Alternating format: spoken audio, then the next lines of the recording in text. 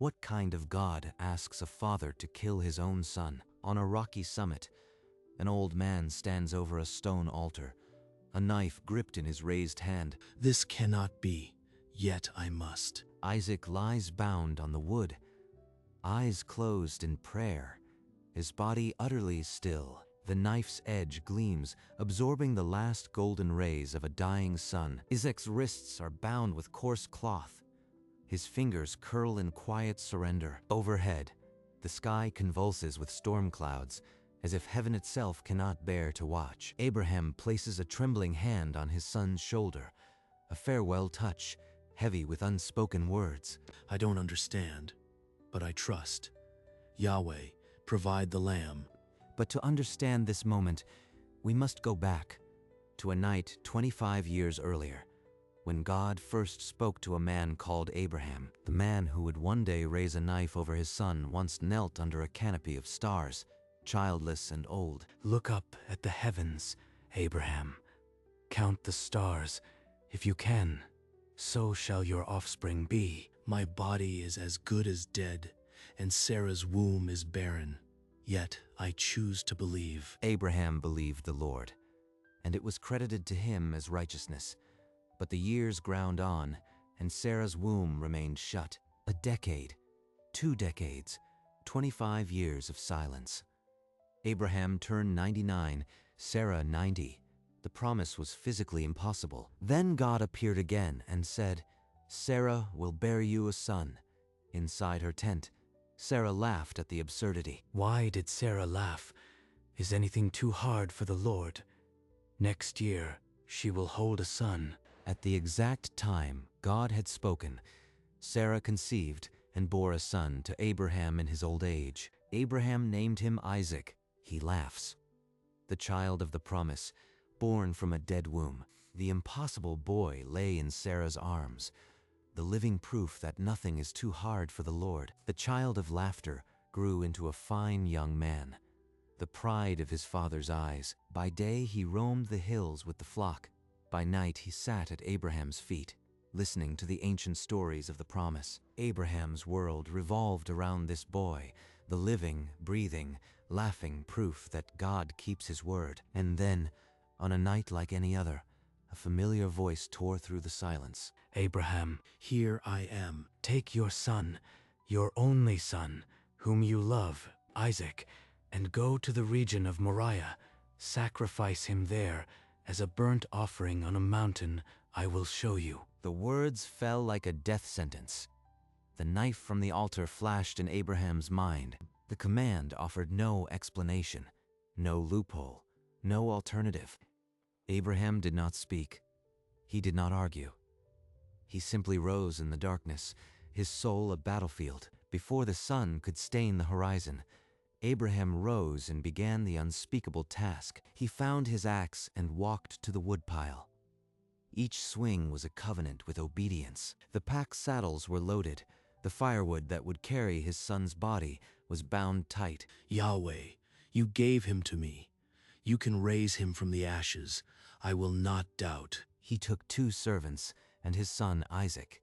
He did not wake Sarah. The old patriarch slipped out of camp like a fugitive, carrying a weight no one else could see. Isaac walked beside him, unaware that he was already a sacrifice, walking toward his own altar. For 3 long days, they would walk, and for 3 long days Abraham would say nothing. The road to Moriah was long, and inside the old man's chest, a war had already begun. And somewhere on the horizon, unseen yet, the mountain waited, the place where the impossible would collide with the unimaginable. The caravan crawled across the baked wilderness. The sun climbed, and the silence grew heavier than the dust. Abraham's face was carved from stone, but his red-rimmed eyes betrayed a soul in ruins. If I speak, I will break. If I break, I will not obey. Father hasn't said a word today. His eyes look somewhere far away. The road stretched endlessly, a pale scar against the earth. Abraham's sandaled feet trudged on, each step a covenant sealed in blood. The donkey's hooves kicked up dust that clung to sweat-soaked robes. He is the laughter of my old age, and I am walking him to the altar. When the sun bled out, they halted and lit a fire. Isaac slept quickly, exhausted, but Abraham could not sleep. He watched the embers die, a prisoner of obedience in the night. The second dawn found them already on the move, the silence now a living thing between father and son. Father, do you remember the song Mother sang? The one about the stars? Every star now burns like a branding iron on my soul. I remember my son. Abraham reached down and took his son's hand. The old fingers trembled against the young skin, a silent confession. His hand is shaking like a leaf.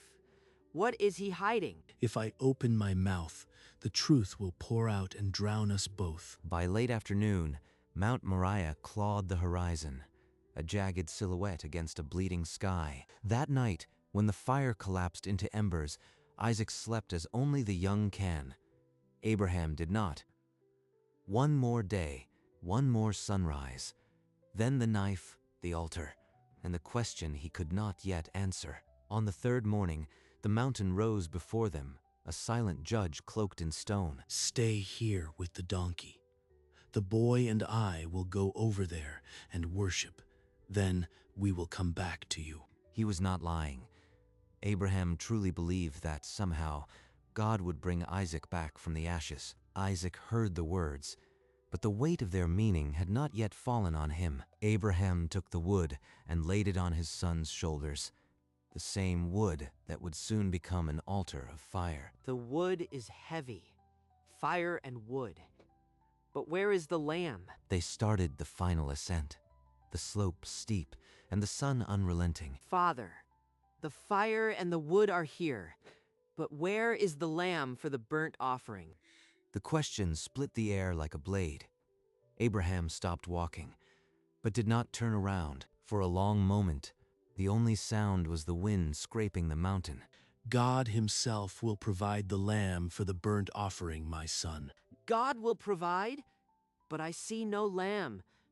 Only the knife at my father's belt. The words hung in the air like smoke, heavy and unresolved.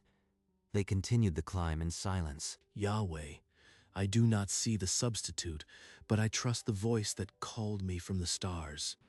Isaac walked behind, his mind now a whirlwind of half-formed dread. He would not. The fire, the wood, the knife. It cannot be me. The mountain's breath grew colder, the wind whipping Abraham's white hair into a ragged banner. Not my will, but yours be done. Even this, even him. At last, the path leveled.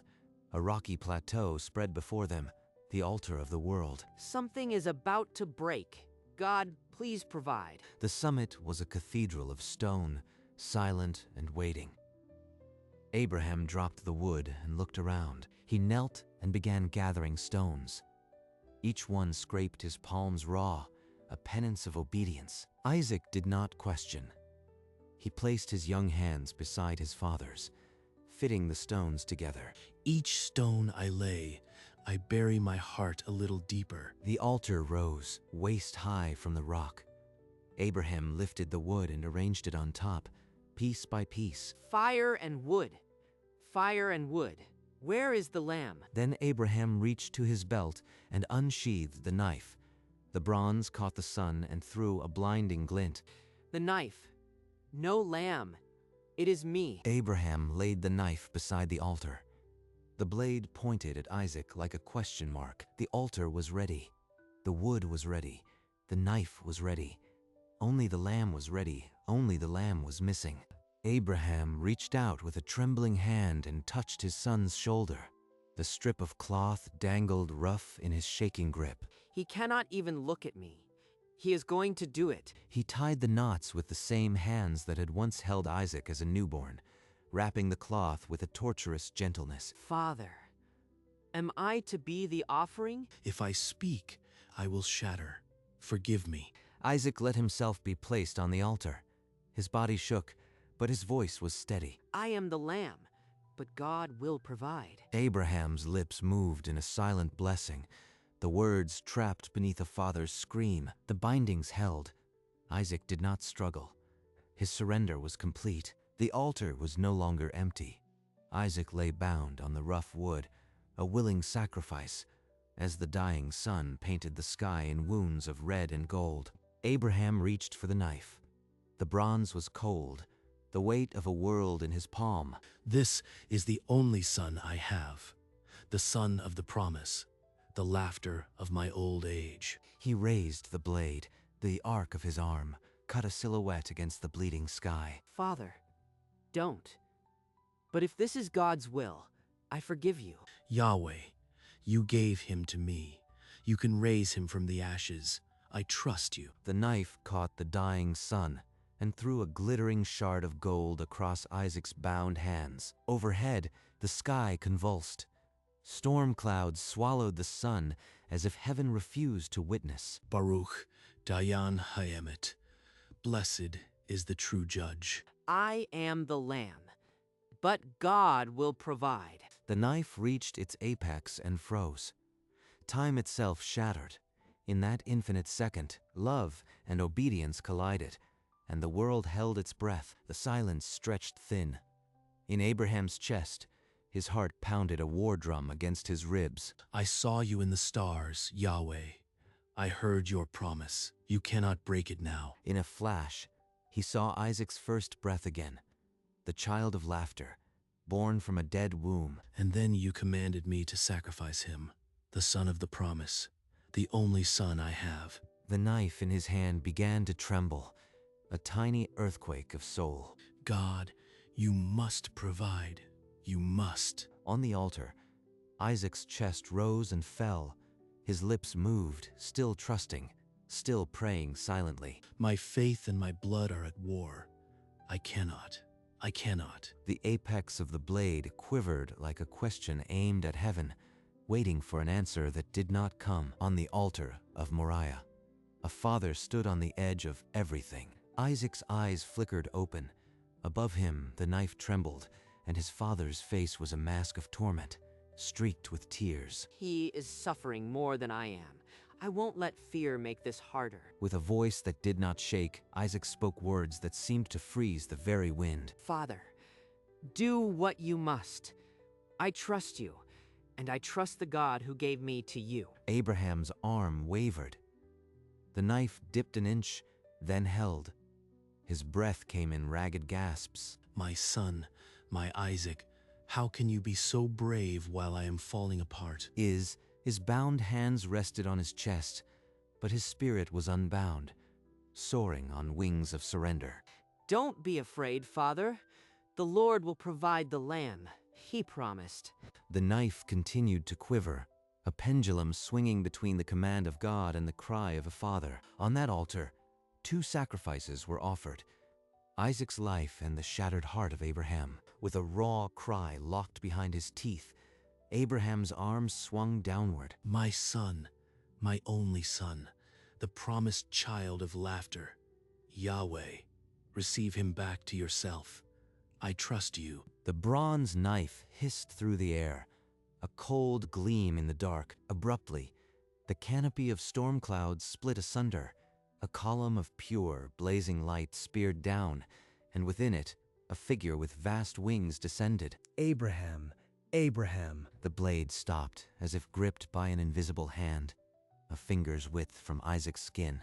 Abraham's face, wet with tears, became a fresco of astonishment. The echo of his name rolled across the plateau, urgent and merciful. The knife hovered, a trembling exclamation point in the shaft of light. Time splintered. On that holy mountain, the universe held its breath. Do not lay a hand on the boy. Do not do anything to him. Now I know that you fear God, since you have not withheld your son, your only son, from me. The voice fell upon Abraham's ears like a balm of mercy, loosening the iron grip of obedience. Abraham's eyes, sealed shut in resolve, burst open with a gasp. He did it. He provided. My son lives. The knife tumbled from his trembling hand and clattered on the stone, its terrible purpose finished. Abraham stared at the fallen blade as if it were a serpent that had lost its venom. On the altar, Isaac's eyes flickered open, flooded with the angel's light. The Lord has provided. The Lamb has come. Father and son, bound not by rope, but by a covenant of blood, shared a single, shuddering breath. Abraham lifted his streaming eyes and saw it. A ram, its horns tangled in a thicket, struggling in the thorns. The lamb. God has provided the lamb. With a cry that was half laugh, half sob, he ran to the thicket and seized the substitute. He laid the ram on the altar, on the very wood that was meant for Isaac. The smoke rose, a fragrant offering. Then he turned to Isaac and cut the bindings with trembling hands. Free. I am free. He did it.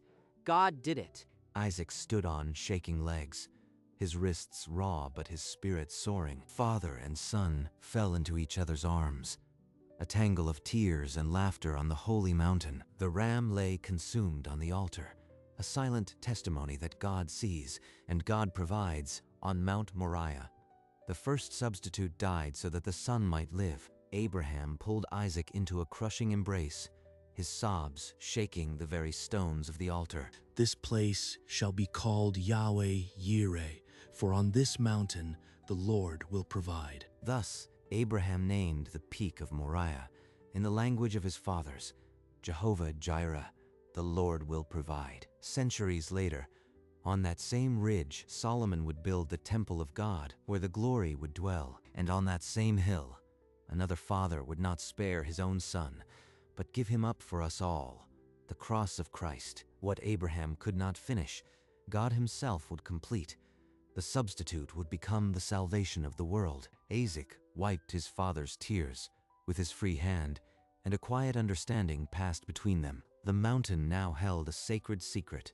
The God who tests is also the God who provides. And so it was written, on the mountain of the Lord, provision was made. The echo of that promise would ring through the ages, reaching from the temple to the cross. Before father and son could descend, the angel of the Lord called again from the resplendent light. By myself I have sworn, declares the Lord, because you have done this and have not withheld your son, your only son. I will surely bless you, and multiply your descendants like the stars in the sky and the sand on the seashore. Abraham and Isaac knelt in the golden light, the words washing over them like a river of pure grace. The same voice that called me from Ur, now blessing me for offering my son back to him. And through your offspring all nations of the earth will be blessed, because you have obeyed my voice. The weight of the words settled on them. Not just a reprieve, but a covenant renewed for eternity. Through me, through my children, this obedience will bless the whole world. Abraham reached for his son's hand, now unbound, and squeezed it against his heart. The great test was over. The greater promise had just begun. Father and son descended the stony path, no longer captives of a terrible command, but free men walking into a cleansed world. The altar is behind us now. The wood, the knife, the binding, all behind. Only life ahead. I told the servants we would return. I did not understand how, yet my heart held fast to that promise. And we have returned together. The lamb was provided. I saw the ram. Father, I saw the provision. The silence between them was no longer a wound, but a shared sanctuary. After 3 days of walking, the camp's tents appeared like a promise kept in the flat morning light. I left with a broken heart and a hidden knife. I return with a living son and a proven God. Isaac bore no mark on his body, but his soul carried the indelible impression of a God who sees to the end. Side by side, they walked into the camp, Abraham the prophet, Isaac the heir of an unbreakable covenant. The walk to Moriah had been a funeral march. The walk back was a resurrection song. The servants saw them first. They dropped their water skins and ran, as if the dead had come to life. Then Sarah stepped out from the tent. Her old eyes tried to comprehend. Isaac, alive, unbound, walking. She stumbled forward, not a graceful run, but a desperate lunge, and threw her arms around her son. Mother, I am here. The Lord provided the lamb. I am unharmed. Abraham stood a few paces back, tears tracing through the dust on his face, but his heart was finally still. The servants gathered, their whispered wonder building into a chorus of praise to the God of Abraham. The son of the promise is in his mother's arms. I am the richest man who ever walked this earth. When Sarah finally released Isaac, she cupped his face with her wrinkled hands, and her laughter returned, a choked, holy sound. She turned to Abraham, and for the first time in days he met her gaze. No words were needed. The camp, that had been shrouded in confusion, now rang with the laughter of Isaac, the laughter of the promise restored. But the mountain did not forget. Long after the camp's laughter faded, Mount Moriah stood as a silent sentinel of that holy day. The altar, built by trembling hands, weathered the centuries, its stones a chronicle of faith. The thicket where the ram was caught remained, a tangle of thorns that had held a crown of grace. The knife, once raised in agony, now rested harmless, a relic of a test that was never meant to end in blood. On that same ridge, the promise echoed forward. A greater sacrifice would one day be offered, not a ram, but the very Lamb of God. The thorns that caught the ram would become the crown that pierced the brow of the king. The wood of the altar became the wood of the cross, and the substitute became the Savior of the world. And so the mountain's name remains, Jehovah Jireh, the Lord will provide. What began with a father's trembling obedience became the bedrock of redemption. On this mountain, the question was asked, the test was passed, and the provision was made, once for a son, and ultimately for all. The mountain remains, its scarred peak a witness to a test that transformed the world. The knife, once trembling in a father's hand, now lies still, its purpose rewritten by grace. The thorns that held the ram prophesied a crown of pain that would adorn the head of the true lamb. From the altar of sacrifice, life springs eternal, a green shoot from the stone of obedience. He who did not spare his own son, but gave him up for us all, how will he not also, along with him, graciously give us all things? The provision of Moriah became the provision of Calvary. Where Abraham's knife was stayed, another sacrifice was completed, and on this mountain of the Lord, it was and ever shall be provided. Jehovah Jireh,